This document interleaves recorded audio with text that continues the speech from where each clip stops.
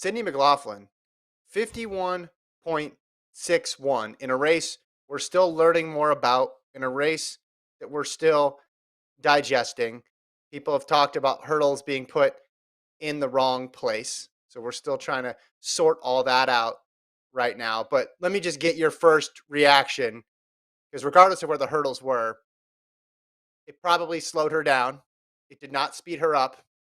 So 51.61, I thought someone was reposting like an old race, like something from last year when I saw this go across social media. Because sometimes you search by a person's name and it brings up an old tweet, and I'm like, well, yeah, I know she's run 51s. Are they reposting the Olympic race or something? I was completely shocked by this mark, Gordon. Completely shocked to see her run 51.61 now in this type of meet. Yeah, I was shocked too, especially based off of like kind of what we were expecting from her going into USA's. It felt like she was planning on being kind of low key, doing the 100 hurdles at Penn Relays, maybe doing a Mhm. flat 400 here and there, but not really going to the well early on in the season. Maybe she'll save that for Worlds, then maybe a fast Diamond League post Worlds. Mhm. So I was kind of already writing Sydney off in the pre World Championship season as like she's going to go through the motions and she's going to give us her best shot in July. So Mhm. I was completely thrown off because I had no idea that she was in 51 shape. Like Mhm. clearly she wasn't taking it easy. Clearly she wasn't laying low. She was building up to an incredible performance that looking back on it now, like a few hours later, could have probably been even faster if the hurdles were in the Mhm. right spot.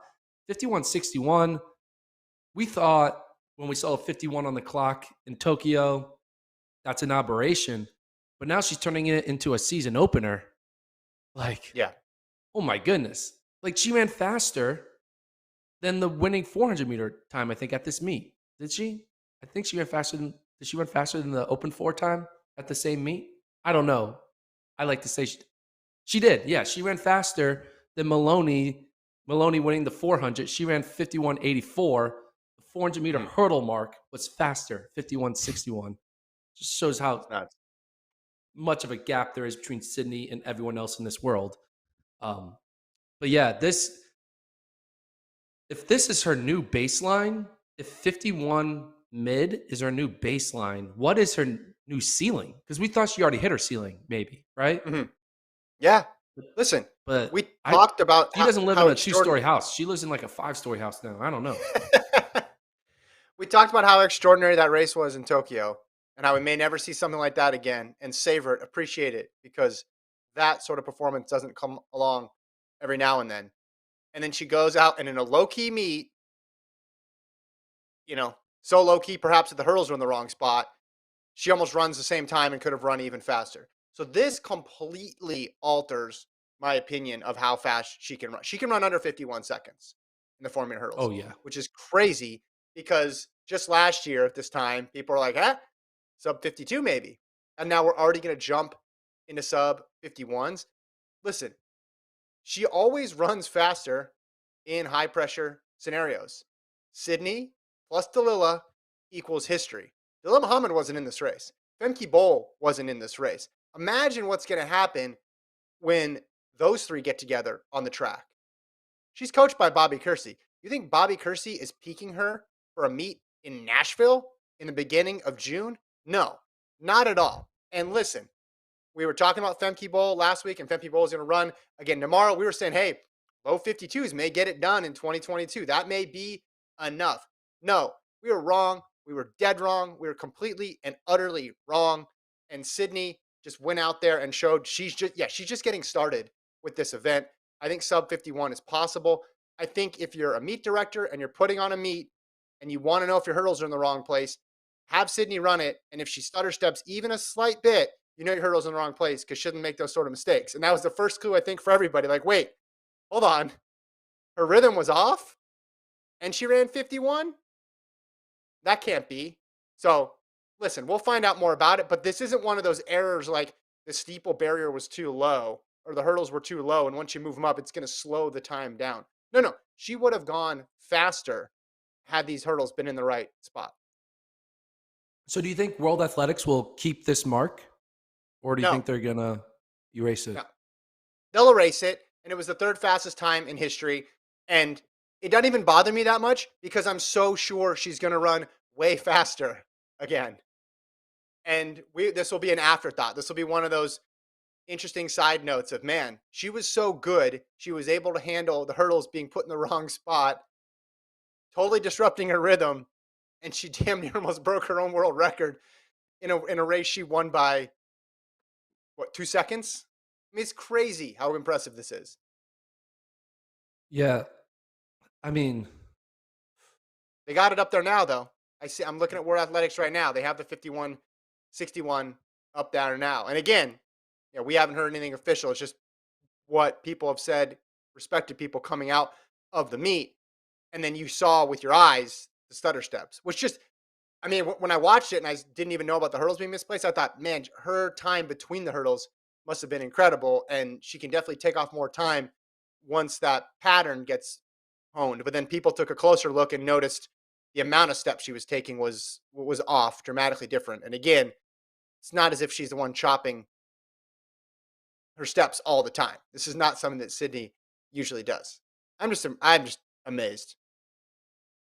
yeah, PJ Vazel on Twitter wrote, problem with hurdle positioning, fifth one at 290 meters instead of 285. Sydney lost her rhythm due to hurdles on wrong marks, missed a possibility of a huge world athletics record in the process. Mhm. Man, did you even know she was running at this meet? Didn't even know. Again, when I saw the time pop up, I thought it was someone reposting one of her other 51-second race, like the other 51-second race. That's what I thought this was. I, I didn't know that she was running the meet, and I didn't know that she was going to be. I mean, if she ran 52, I'd say, man, world record, look out. If she ran 52:61, I'd be like, all right, we're going to see something special again this year. But 51, again, this completely alters what I believe is possible for her this year and the coming years. Yeah. Well, uh, she. What do you do now? I mean, like I always think about this with professional athletes, like how do they stay motivated? In certain sports, there is that glory of winning multiple championships because you want to be like MJ and win six or whatever, or football, you want more than one ring. Um, Yeah. but in track, when you have your Olympic gold and you have the world record, it's kind of what gets you up at night. Like, what is Sydney focusing on? It feels like winning the 2022 World Championship feels like a formality of how good she is. I know Femke Bowl is the real deal. Well, She just broke the world record yeah. in 300 hurdles. So I'm not trying to disrespect Femke Bowl, and Dalila will find a way to still be there in Yeah. Eugene. But I don't know. Like, I feel like we could have a lot of. We should do a segment of this. We should hand out gold medals in June. Like who is going to Worlds as a formality, right? I feel Yeah. like Sydney is Well, one of those formality races because we all know she's going to win. There's probably like 5 people right now who we all know is going to win, and we're just kind of doing a participation race for second through eighth because we know who the winner is, and Sydney is going to be the 400-meter hurdle world champion. but 24 hours ago, we didn't think that. So things change quickly. I think in the short term, if you want to stay motivated and you're her, what you're hoping for is that Femke Bowl goes out tomorrow and runs 51.9 in Hengelo. Yeah, Long term, maybe you're looking at different events, but that's not going to come until after you go and you win the 400 hurdles in Eugene, and then you decide, all right, what do you want to? Do you want to try to do a double? Do you want to try to do just an open quarter? Not worry about the hurdles anymore. Those are other challenges that she could take on. But she has the opportunity in this event to push it so far forward. We thought that already was the leap, but really that was just the gather step to what is going to happen next here with this event. Because I look at this, even before, if you told me all the hurdles were in the right spot, I still would say there's so much more to go here because you got to add that competitive element in there. And we've seen time and time again how Muhammad and McLaughlin raise each other's games, and Bull is going to fill that role too. So even if all the hurdles were in the right spot and everything like that, it's still a race in June. It's still her first 4 meter hurdle race, and it's still a race with no competition. I would have said sub 51 is possible. Now you tell me that the hurdle's in the wrong spot. I'm totally convinced sub 51 is possible. I'd be surprised if it wasn't at some point in her career now. I will say this. This is the last thing I'm going to say on it. I texted you this after the race. World Athletics needs to figure out a better incentive model to incentivize someone of Sydney's caliber to want to run a 400-meter hurdle at a Diamond League event and not a Nashville track meet. Nothing. The meet was great. I'm happy that the meet director put it on and all that stuff. Great meet, etc. But like, we should have the number ones in our world in all of our events all going to the same type of locations, not happening randomly while I'm watching the Rabat Diamond League on TV. This is the Rabat Diamond League recap show, and we spent the first 11 minutes on Sydney running in Nashville, Tennessee. That's not good. That was urgent. That was an urgent matter that had to be addressed right away. I could not wait until the Monday morning pod to talk about it. In the chat, MR says wrong hurdles should be like a headwind. It's a hindrance. Yeah, absolutely. Again, I mean, there's a way for it to help if they were all way lower, then yeah. But for them to be off in the wrong spots, then yes, correct. That's a good comparison. It is like a hindrance. It's more complicated than headwind. It's like running uphill. Well, it throws you off technically too, because now what leg are you on? It can disrupt the entire rhythm of your race. Just one of them being out of sorts. I mean, it's just incredible how much chaos that event can get thrown into with just one thing out of place. We're looking here now. What did Travis pull up here? This is the conversion table.